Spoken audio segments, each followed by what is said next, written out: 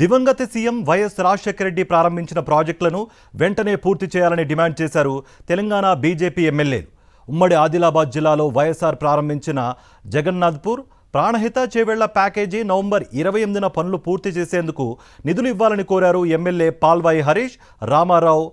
ఇక జగన్నాథ్పూర్ ప్రాజెక్టుకు 139 కోట్లు కేటాయించాలని, ప్రాణహిత చేవెళ్ల ప్యాకేజీ 28కు 550 కోట్లు కేటాయించాలని వారు కోరారు.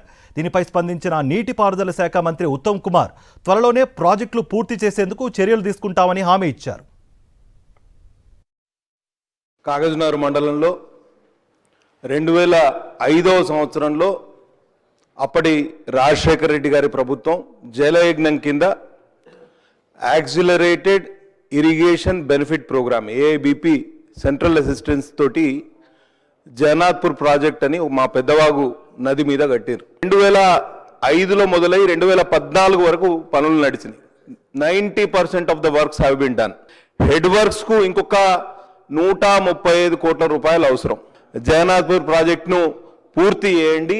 తప్పకుండా దయగాం మరియు కాగజ్నగర్ మండలాల్లోని 15,000 ఎకరాలకు బ్రహ్మాండంగా నీళ్లు పారించవచ్చు. తక్కువ ఖర్చుతో ఎక్కువ లాభం.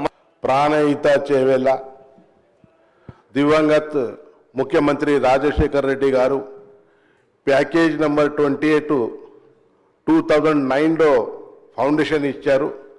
దాదాపు 550 కోట్ల ప్రాజెక్టు, 60% ప్రాజెక్ట్ పూర్తిగా అయిపోయింది. ఇంకా 300 కోట్లు గిట ప్రభుత్వం ఇస్తే 50,000 ఎకరాలకు మా ముదోల్ నియోజకవర్గంలో తానూరు మండల్, ముదోల్ మండల్, లోకేశ్వర్ మండల్లో సాగునీరు ఇవ్వచ్చు. హరీష్ గారు మీరు చెప్పింది నోట్ చేసుకున్నాం. Wherever for whatever delays have taken place, నేను when I come to Adilabad we will come prepared to, మీరు చాలా ఏదో చిన్న అమౌంట్ కూడా చెప్పింది, అది కూడా తప్పనిసరిగా మంజూరు చేస్తామని చెప్పి కూడా సభాముఖంగా హామీ ఇస్తున్నాం.